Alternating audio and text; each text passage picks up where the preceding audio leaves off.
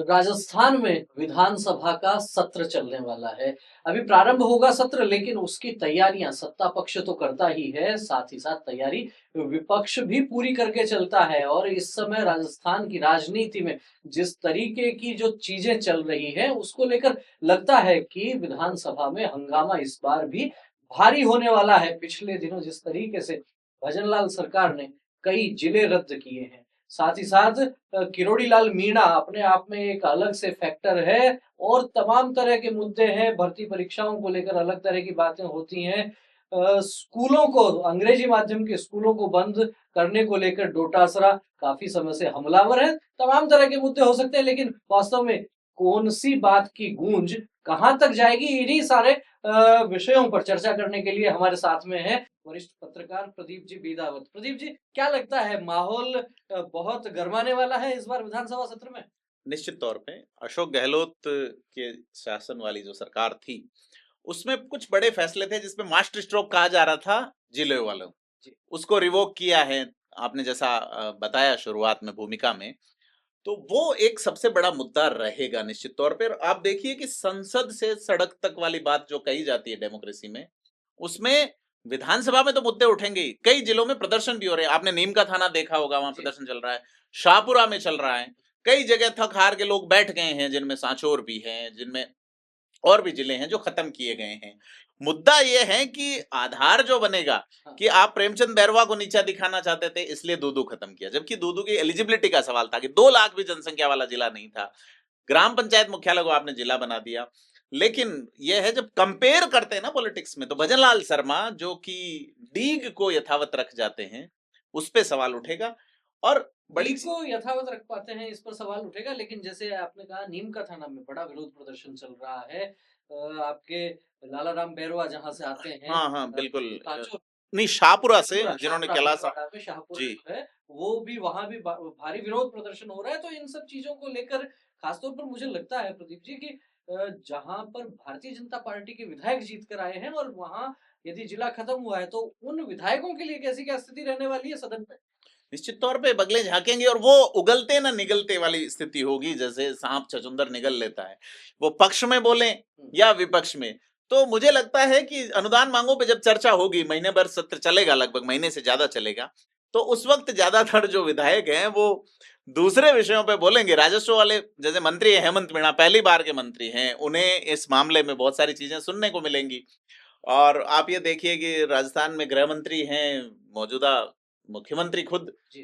तो बड़ी चीज ये है कि आप किस तरह से चीजें डिफाइन करेंगे। और ये माना जा रहा है कि प्रदेश का फिस्कल डिफिसिट काफी बढ़ने वाला है, क्योंकि बीते 1 साल में कोई ऐसी बड़ी चीज जो है हम्म। वो ऐसी कोई घोषणा स्टेट लेवल पे नहीं हुई। जी। खास करके आज ही अगर अपन प्रेस कॉन्फ्रेंस देखें गोविंद सिंह डोटासरा की, या टीकाराम जूली का एक इंटरव्यू देखें, तो टीकाराम जूली ये कहते हैं कि साहब आप जिस योजना जो पानी वाली जो थी, जिसको ईआरसीपी कह रहे थे, बाद में पीकेसी कहा, अब नाम फिर बदल दिया है, तो उस योजना के दस्तावेज आप नहीं दिखा रहे, तो वो कह रहे हैं राष्ट्रीय सुरक्षा। तो क्या राष्ट्रीय सुरक्षा के लिए मामला पाकिस्तान से आ रहा है पानी? वो ये टीकाराम जूली का बयान है। तो तैयारी कांग्रेस पूरी कर रही है। और यह मैं आपको लगातार कहता रहा हूं कि कांग्रेस के पास दोनों तरह के हथियार हैं। उनके पास वरिष्ठ लोग, विधायी सदनों का गजब अनुभव रखने वाले लोग भी हैं, और नए युवा लोग भी हैं जो हंगामा भी कर सकते हैं। आपने युवा और अनुभवी लोगों की जहां तक बात कही है, सत्ता पक्ष की तरफ देखते हैं तो मुख्यमंत्री भजनलाल शर्मा पहली बार के विधायक हैं, और मंत्रिमंडल में भी बहुत पुराने और बहुत अनुभवी लोगों की अपेक्षाकृत कमी है। ऐसे में क्या लगता है कि जो तीर उधर से आएंगे, उनका इधर से मुकाबला करने वाले जो है, कहीं ऐसा तो नहीं है कि उधर से भीष्म पितामह और इधर वाले जो है वो अर्जुन बनने वाले हैं? वही लगता है, क्योंकि पिछला जो सत्र था, आप बजट, पूर्ण बजट पेश नहीं कर पाए, लेखानुदान करके चलो, आचार संहिता लगती थी, फिर मानसून सत्र में बजट हुआ, लेकिन इस बार पहला पूर्ण बजट है। जी। तो यह बड़ा सवाल है कि आपकी तैयारी क्या है, क्योंकि पिछली बार आपके मंत्रियों को प्रोटेक्ट, आपके पहली और दूसरी बार के विधायक 66%, 63% मंत्री जो है वो पहली और दूसरी बार के विधायक हैं। मुख्यमंत्री खुद पहली बार के विधायक हैं, लेकिन मुख्यमंत्री पिछली बार अच्छा बोले, बजट अनुदान के जवाब में भी अच्छा बोले, और मतलब पूरा उनका जो परफॉर्मेंस रहा 2 ढाई घंटे जो बोले वो गजब का बोले। ऐसा लोग मान रहे थे कि भजनलाल शर्मा जिस तरह से स्पीच करते हैं, मिक्सअप सा करते हैं नरेंद्र मोदी और अमित शाह का स्पीच जो है उसको, जी। बेसिकली अगर उनका अपन ओरिएंटेशन देखें, उनका प्रेजेंटेशन देखें तो, लेकिन विधानसभा में वो कमाल कर गए। और लेकिन न केवल भजनलाल शर्मा बल्कि टीकाराम जूली से भी वो उम्मीद नहीं थी जो वो कर गए, जी। क्योंकि माना जा रहा था गोविंद सिंह डोटासरा सपोर्ट करेंगे, गोविंद सिंह डोटासरा हावी रहेंगे, लेकिन टीकाराम जूली ने भी अपनी एक लाइन खींची, और लाइन खींची भजनलाल शर्मा ने नहीं, दिया कुमारी के लिए भी कहा जा रहा था कि अच्छी स्पीच नहीं देती, लेकिन उनका जो विधायी सदन में बजट भाषण था और भी उनके स्पीचेस रहे वो प्रभावी रहे। लेकिन बाकी मंत्रिमंडल जब सवाल आएंगे, प्रश्नकाल का वक्त होगा, जी। तो आपके पास 63% ऐसे लोग हैं जिनके पास पहले या दो बार का ही अनुभव। राज्यवर्धन राठौड़ जो कि राज्य मंत्री रहे हैं केंद्र में, केंद्र में रहे। अगर पहली बार के मंत्रियों की बात करें तो 4 कैबिनेट मिनिस्टर ऐसे हैं जो पहली बार के हैं। तो राज्यवर्धन राठौड़ उनमें हैं। ऐसे में बदली-बदली विधानसभा नहीं लगती है कि मुख्यमंत्री भी नए हैं, उप मुख्यमंत्री जो हैं उनको भी कोई बहुत अधिक अनुभव नहीं जी, है वो दूसरी बार के विधायक हैं, हाँ, पहले मंत्री नहीं रहे हैं। पहले मंत्री नहीं रहे हैं, लेकिन आपके पास में 2 बड़े कद्दावर नेता ऐसे हैं मंत्रिमंडल में कि जिनको लंबा अनुभव है, जो भैरों सिंह शेखावत से लेके वसुंधरा राजे के साथ में भी जिन्होंने काम किया है। एक तो मदन दिलावर, दूसरे डॉक्टर किरोड़ी लाल दोनों मीणा। के आमने-सामने का मामला चल रहा है। किरोड़ी लाल मीणा छुट्टी मांग रहे हैं। जी, और मजे की बात तो ये और है प्रदीप जी कि आज जब हम रिकॉर्ड कर रहे हैं उसके पहले समाचार ये आ चुके हैं कि मंत्रिपरिषद की जो बैठक हुई है जयपुर में, डॉक्टर किरोड़ी लाल मीणा उस बैठक से नदारद रहे हैं जी, और बिल्कुल। सवाई माधोपुर में उन्होंने जो है वो जन सुनवाई की है। जब आप रणनीति बना रहे हैं सत्र में कि विपक्ष की धार को कैसे कुंद किया जाए, और ऐसे में सरकार के वरिष्ठ मंत्री जो है वो मंत्रिपरिषद की बैठक में भाग नहीं ले रहे, तो क्या है कि ऐसा लगता है कहीं न कहीं कि मुख्यमंत्री को असहयोग कर रहे हैं किरोड़ी लाल? मुख्यमंत्री को नहीं कह सकते कि सरकार में एक कलेक्टिव रिस्पांसिबिलिटी की बात आती है कॉन्स्टिट्यूशन में, जिसको कहते हैं सामूहिक उत्तरदायित्व। जी। तो उसके लिए बाकायदा कॉन्स्टिट्यूशन में एक आर्टिकल है पूरा। तो उसमें एक मंत्री जो कह रहा है या मंत्री जो कर रहा है, वो अकेला मंत्री नहीं कर रहा है, वो सरकार कर रही है पूरी। तो किरोड़ीलाल मीणा को कद कम दिखाना है, इसलिए उनके उठाए मुद्दों का जवाब एक राज्य मंत्री जवाहर सिंह बेडम से दिलाना, ये पॉलिटिकल सेटअप है पूरा, पॉलिटिकल स्टाइल है। खास करके राजस्थान में ये जो नया तरीके का चल रहा है मामला कि कैबिनेट मिनिस्टर तो कैबिनेट मिनिस्टर ही होता है। हाँ, हाँ। भाई सरकार कौन है? कैबिनेट है। कैबिनेट। कैबिनेट मिनिस्टर ने अगर सरकार के खिलाफ बात कही है, कोई बात ऐसी कही जो सरकार के खिलाफ जा रही, उसका जवाब एक राज्य मंत्री दे रहा है जो कैबिनेट में नहीं बैठा। तो कुल मिला के उसकी जो कॉन्स्टिट्यूशनल वैल्यू है उसके जवाब की, उस पे भी सवाल है। दूसरा ये है कि उस वैल्यू को छोड़ते हुए जवाब ये देना है कि साहब आप ये जवाब दे रहे हैं, आप डिप्टी सीएम या सीएम के दावेदार थे, लेकिन हम हमारे ओर से आपके पैरेलल में ये व्यक्ति। तो पहले ये माना जा रहा था कि मंत्रिमंडल का रीशफलमेंट हो सकता है इस विधानसभा से पहले, सत्र से पहले, लेकिन वो नहीं हुआ। तो अब निश्चित तौर पे चलते सत्र में तो संभव भी नहीं है। चीजें बदली नहीं जाएंगी। सत्र के बाद में कुछ बातें सत्र के बाद बदली जाएंगी चीजें। भाजपा के पास अच्छा बोलने वाले लोग हैं। अनीता पटेल जो बेस्ट विधायक रही हैं पिछली बार, वो 5 बार की विधायक हैं। पूर्व में महिला और बाल विकास मंत्री रही और उन्होंने काम भी प्रभावी किया था, लेकिन वो किनारे हैं। ऊर्जा मंत्री रहे पुष्पेंद्र सिंह राणावत, जी। वो भी किनारे हैं। 4 बार के विधायकों में किरोड़ीलाल मीणा हैं, 4 बार के विधायकों में मदन दिलावर हैं। मदन दिलावर जरूर फ्रंट फुट पे खेल सकते हैं, राज्यवर्धन राठौड़ खेल सकते हैं। एक 4 बार के विधायक और है गजेंद्र सिंह क्यूसर, जी। वो पिछली बार सीएम के जो विभागों का मामला था उसमें जवाब और अनुदान मांगों के जवाब में भी वो ही फ्रंट फुट पे आए थे, चिकित्सा मंत्री जो है। लेकिन मुद्दे अकेला जिला वाला नहीं है, यानी दूसरा मुद्दा जो आएगा वो आएगा इंग्लिश मीडियम स्कूल्स वाला। इंग्लिश मीडियम स्कूल्स का मुद्दा भी आएगा, और लगातार देखा भी जा रहा है कि जिस तरीके से गोविंद सिंह डोटासरा लगातार हमलावर होते रहते हैं मदन दिलावर पर, मदन दिलावर जवाब देते हैं, तो ये जो बयानबाजी कहीं ना कहीं कई बार लगता है कि व्यक्तिगत स्तर पर भी, जैसे डोटासरा राजेंद्र राठौड़ को लेकर भी बहुत से बयान देते हैं, लेकिन यदि दूसरे नंबर पर देखा जाए तो मदन दिलावर को सर्वाधिक टारगेट करते हैं। और कुछ बयान तो जहां तक मुझे याद आता है, ऐसा बयान भी उन्होंने दिया भजनलाल जी को कि आप चाहे मदन दिलावर को मुख्यमंत्री बना दीजिए, लेकिन शिक्षा विभाग जो है वो इनसे ले लीजिए। इस तरह की बातें भी हैं, तो क्या लगता है सदन में भी मदन दिलावर के लिए क्या कुछ मुश्किलें हो सकती हैं?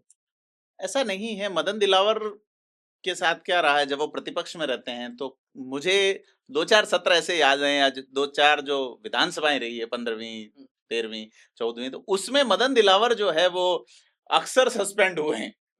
विपक्ष वाली शैली में जाके आक्रामक रहते हैं। लेकिन अब अगर विपक्ष आक्रामक उनके खिलाफ होता है क्योंकि उनके पास मुद्दा बड़ा है, तो मदन दिलावर कैसे मैनेज करेंगे चीजें? अब उसमें बड़ी भूमिका वासुदेव देवनानी की होगी जो स्वास्थ्य संबंधी मामलों से जूझ रहे हैं।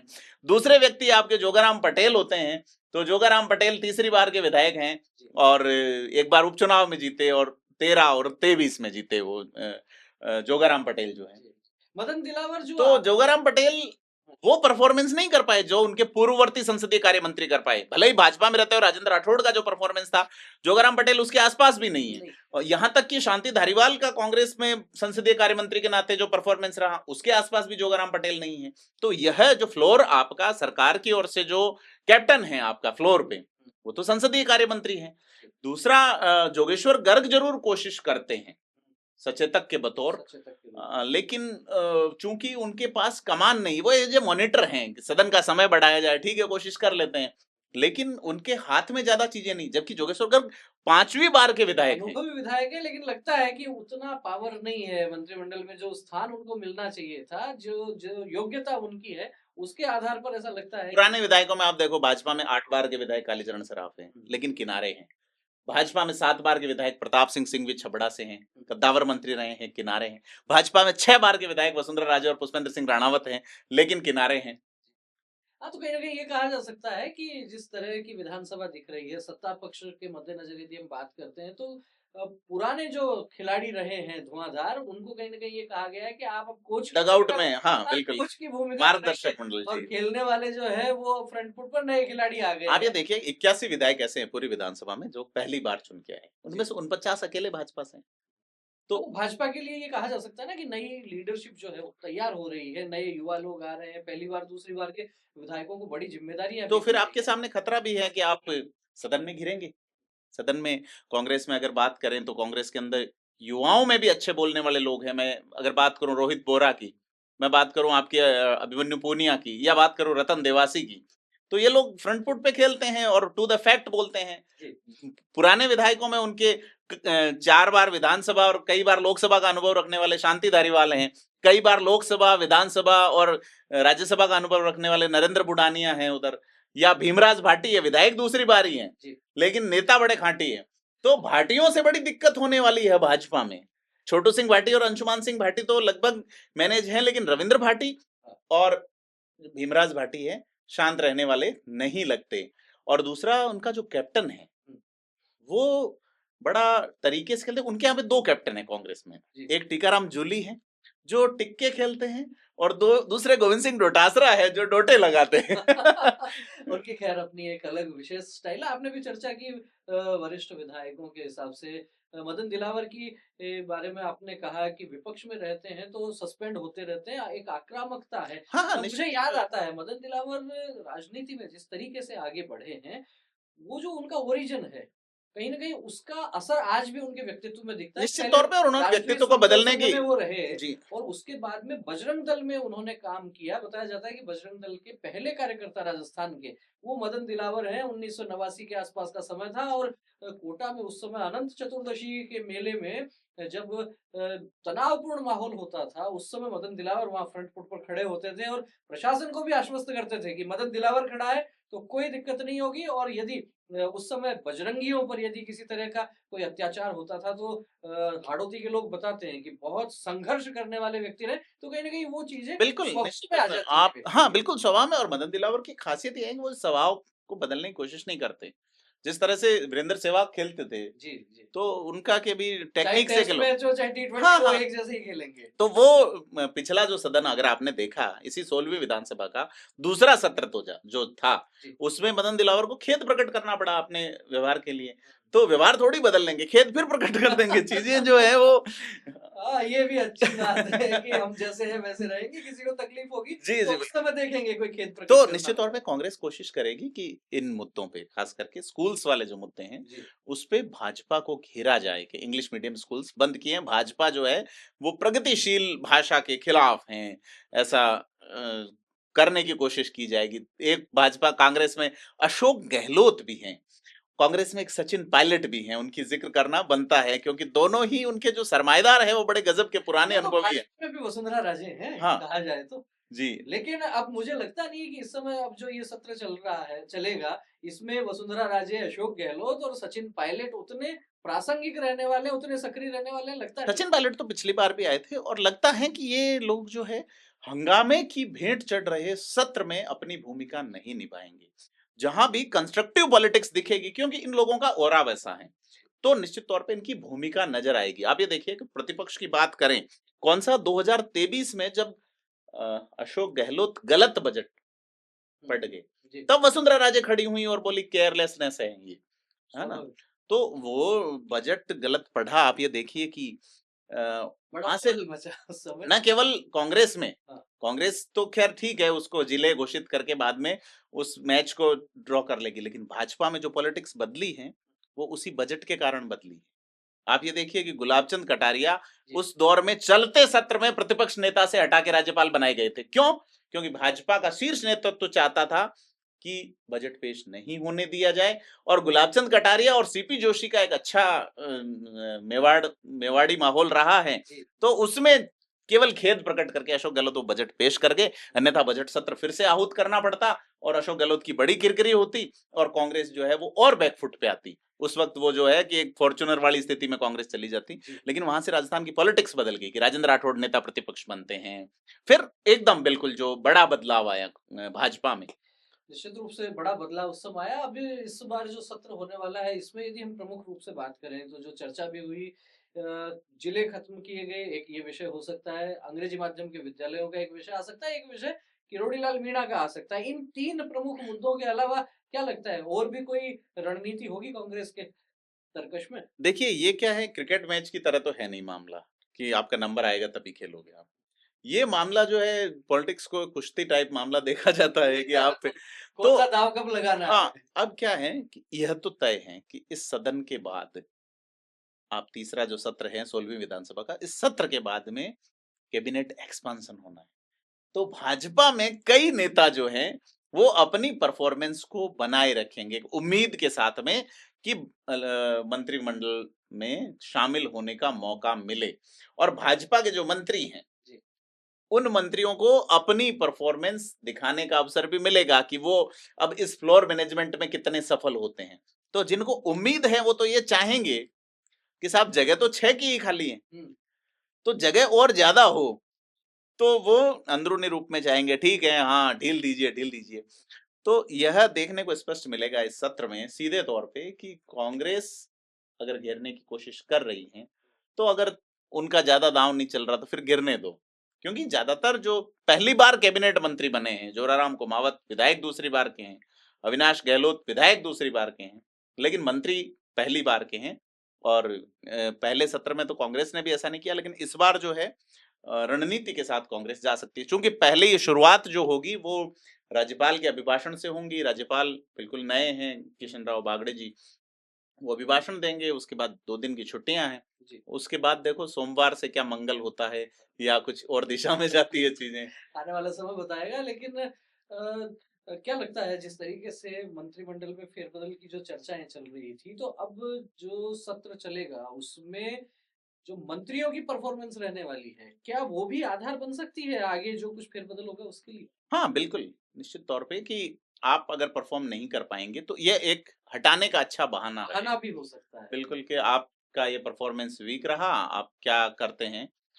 कई मंत्री अच्छा कर रहे हैं, जैसे कोऑपरेटिव मिनिस्टर हैं गौतम दत्त गौतम हैं, बुद्ध। तो वो एक एक प्रॉपर वे में चल रहे हैं। लेकिन जैसे आप बात करें संसदीय कार्य मंत्री की, तो वो अपने बेटे को चूंकि उनके पास विधि एवं न्याय विभाग भी उन्हीं के पास है, तो जोधपुर हाई कोर्ट में उनकी डबल एजी के तौर पे नियुक्ति हो गई, बाद में उस नियुक्ति को कैंसिल करवाना पड़ा। लेकिन ये चीजें उठेंगी। प्रेमचंद बैरवा का जो इश्यू है, कोई दिल्ली का मामला है, हो सकता है उठे वो मामला। और जो है वो निर्दलीय विधायक भी जैसे चर्चा में बने रहते हैं, रविंद्र भाटी का अपना एक क्रेज है। क्या लगता है निर्दलीय विधायक को तीसरा मोर्चा यदि हम कह दें एक बार तो उसको लीड करेंगे भाटी? बिल्कुल निर्दलीय विधायकों की संख्या खासी है सर। भीलवाड़ा से अशोक कुमार कोठारी हैं, चित्तौड़गढ़ से चंद्रभान सिंह आक्या है, यूनुस खान हैं जी, डीडवाना से, तो रितु तीन, बनावत हाँ साथी रितु हैं बयाना बनावत से। हैं, जीवाराम चौधरी, तो 3 विधायक हैं। यूनुस खान और जीवाराम चौधरी और चंद्रभान सिंह आक्या। जी। जो 3-3 सदन में बैठ चुके हैं और खासे प्रभावी रह चुके हैं। यूनुस खान तो एक समय सत्ता की धुरी हुआ करते बिल्कुल, थे, बिल्कुल। आज निर्दलीय हैं, कहीं कोई अभी हमारी भी जो इतनी चर्चा हुई उसमें कहीं उनका ज़िक्र नहीं हुआ, क्या लगता है? हाँ, यूनुस खान के जैसे उन्होंने कई कंस्ट्रक्टिव मुद्दे उठाए, आत्महत्या वाला जो मुद्दा उठाया उन्होंने कोचिंग सेंटर्स का, और वो मुद्दा चल भी रहा है। जैसे कोटा में खास करके एलन कोचिंग का नाम आया प्रभावी तरीके से कि बड़ी कोचिंग में माँ-बाप ने एक बड़ी फीस दी है, तो बच्चे पे उम्मीदों का बोझ बड़ा हो गया। ये भी कहा जा रहा है कि एक बिल इस सदन में आने वाला है जो कोचिंग सेंटर्स में पढ़ाए जा रहे बच्चों को क्या परोसा जा रहा है, खास करके कॉम्पिटिशन एग्जाम में, नीट, जेईई, आईआईटी वाले में। तो उस मुद्दे को यूनुस खान ने उठाया था। यूनुस खान जानते हैं कि लेजिस्लेशन कैसे काम करता है। और अनुभवी विधायक हैं। बिल्कुल, लेकिन चीज़ ये है कि यहाँ पहले से तय हो जाती है चीज़ें, कौन कितने समय बोलेगा, ये वो। अब जैसे कल जो बैठक हुई, जिसमें विधानसभा अध्यक्ष ने, एक तो विधानसभा का क्लेवर बदल गया। जो ग्रीन कलर के पर्दे थे या कुर्सियाँ थी, हाँ, वो अब थोड़ी-सी अलग कलर में नज़र आएँगी, और एक टैबलेट हर विधायक के आगे, जैसे यूपी वाली विधानसभा में नज़र आता है ना, जी, जी। वैसा ही राजस्थान में नज़र आएगा। इसमें एक बड़ी चीज़ ये है कि जैसे आपने निर्दलीयों का ज़िक्र किया, तो राजस्थान की विधानसभा में तीसरी सबसे बड़ी पार्टी है बीटीपी। उसका विधायक प्रारंभिक बैठक में नहीं आए, विधायक दल की बैठक के तौर पे। हालाँकि बसपा के 2 ही विधायक हैं, चुने गए बसपा से, आजकल शिवसेना में। जसवंत सिंह गुर्जर और मनोज न्यांगली। तो मनोज न्यांगली बसपा के नेता के तौर पे मौजूद रहे। जी। लेकिन वो सारी चीज़ें, जीवाराम चौधरी शायद कुछ दिन अवकाश ले सकते हैं क्योंकि उनकी माताजी का देहांत हो रखा है। तो निर्दलीय विधायक ये चाहेंगे, या बीटीपी वाले क्या चाहेंगे, ये भी बड़ा सवाल है। हाँ। और एक पार्टी जो है इस बार सदन में नज़र नहीं आएगी, आरएलपी। ये भी बड़ी बात है। हाँ, जिन हनुमान बेनीवाल की बड़ी धमक रहती है नागौर और उसके आसपास के क्षेत्र में, उनका कोई प्रतिनिधि विधानसभा में नहीं दिखने वाला है। बड़ी बात है अपने आप में, निश्चित रूप से कहा जा सकता है। तो तमाम तरह के एक और मुद्दे हैं। मुद्दा बड़ा है, जी, जो प्रमुखतः विधानसभा में छाया रहेगा, वो है सरकार का सब इंस्पेक्टर भर्ती परीक्षा में हाई कोर्ट में बैकफुट पर आना। कि आप एक और बात कर रहे हैं कि साहब भर्ती जो है वो हम रद्द करेंगे, हम दोषियों को सजा दिलाएँगे। आप सब इंस्पेक्टरों को अरेस्ट भी करते हैं, लेकिन आप हाई कोर्ट में अलग तरीके क्या का लगता है जवाब। बाबा किरोड़ी लाल कहीं इसी बात से तो नाराज नहीं हो गए हैं? निश्चित तौर पे उनका एक बड़ा मुद्दा उठाया हुआ था, कुछ लोग अरेस्ट भी हुए, फिर उनको फील्ड में भेज दिया गया, तमाम चीज़ें, तो कांग्रेस इस पे तैयारी कर रही है, जैसा अपन कांग्रेस के नेताओं को सुने। तो और दूसरा ओरण गोचर वाला मामला, बड़ी कंपनियों वाला मामला, ये सारे जो प्रकरण हैं, यह विधानसभा में, क्योंकि आज से पहले ये है कि 2-3 दिन विधानसभा के रहते हैं तो लिस्टिंग आ जाती है, कौन से क्वेश्चन कब लग रहे हैं, ये फिलहाल तक नज़र नहीं आई है। बड़ी चीज़ ये है कि किशन बागड़े जी जो हैं राजस्थान के, जी, अरे हरिभाऊ किशन राव बागड़े जी, जी। तो बागड़े जी पिछले 1 साल का लेखा-जोखा पेश करेंगे राजस्थान की सरकार का। हुँ।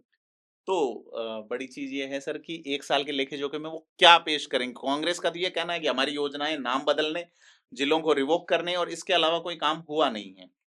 हालाँकि हाल ही में कुछ अखबार ने ये कवर किया है कि 20,000 मुकदमे कम दर्ज हुए हैं, तो अपराध घटा है। जी। तो क्या रहेगा, फ़ील गुड की चीज़ें भी रहेंगी, अटैक्स भी रहेंगे, तमाम चीज़ें विधानसभा में देखने को मिलेंगी। तो विधानसभा में देखने को मिलेंगी इस तरह की अनेक चीजें, और जिन मुद्दों पर हमने बात की है, भाजपा और कांग्रेस की जो आपस के विषय हैं, सत्ता पक्ष को घेरने की योजना विपक्ष बनाएगा लगातार, और सत्ता पक्ष भी अपना पक्ष रखने का प्रयास तो करेगा ही। लेकिन बड़ा सवाल ये है कि केवल ये आपसी चुनावी राजनीति, या कहिए कि दलगत राजनीति, इसके आगे बढ़कर इस प्रदेश को क्या कुछ मिलने वाला है? ये जो सत्र है, क्या राजस्थान के युवाओं के लिए कोई आशा की किरण जगा सकता है? ये सत्र जो है राजस्थान के गरीबों के लिए, राजस्थान के सामान्य व्यक्तियों के लिए क्या कुछ विशेष हो सकता है? इस सवाल पर क्या कहना है, उसके बाद में हम फिर विराम हाँ, निश्चित तौर पे कि बजट सत्र हैं, तो इसमें बड़ी चीज़ ये है कि भई 35 लाख करोड़ के एमओयू की बात हुई, जी, जो राइजिंग राइजिंग राजस्थान। राजस्थान जो हुआ उसमें। अब उनमें से इस बजट प्रावधान में कितना रुपया आता है? उससे पहले केंद्र का बजट आएगा। तो पिछला जो बजट था, जो नरेंद्र मोदी सरकार 3.0 का पहला अंतरिम बजट, जो पाली जिले में रोहट के आसपास एक 900 करोड़ रुपए की घोषणा हुई थी कि भई एक हब बनेगा। उसको लेके अब आगे क्या बजट आता है, इंडस्ट्रियल हब की बात है, आपके फ्रेट कॉरिडोर को लेके ठेठ निमराना से लेके मारवाड़ जंक्शन, आबू रोड तक कुछ कई सारी चीज़ें, इन्वेस्टमेंट और रोज़गार की बात है।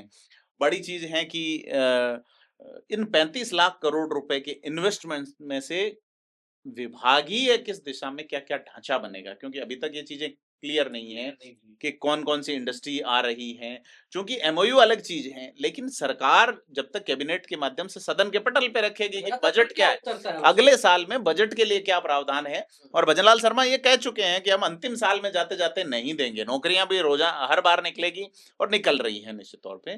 पहले ये था कि सरकार नई-नई आई है, नौकरियाँ वैकेंसीज़ नहीं निकलती थी।